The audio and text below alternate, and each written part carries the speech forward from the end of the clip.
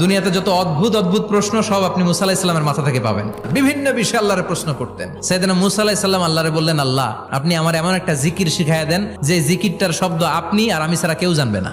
দিনে রাতে সব সময় এই জিকির আমি করব, আপনারে ডাকবো, কিন্তু শর্ত হলো এই জিকিরটা জানবে শুধু আপনি আর জানবো শুধু আমি। আল্লাহ বললেন, মুসা পড়ো লা ইলাহা ইল্লাল্লাহ।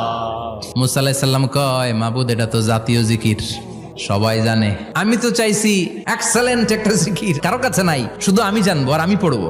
আল্লাহ বললেন, মুসা এই লা ইলাহাকে যদি এক পাল্লায় রেখে দাও, তাম বিশ্ব, 7 আকাশ 7 জমিনটারে তুলে যদি তুমি আরেক পাল্লায় রেখে দাও, লা রাজাহাত কাফাতু লা ইলাহা ইল্লাল্লাহ, মুহূর্তের মধ্যে লা ইলাহার পাল্লা ভারী হয়ে যাবে। ও মুসা, তুমি যতই এক্সক্লুসিভ জিকির চাও, লা ইলাহার চেয়ে দামি জিকির আমার কাছে নাই।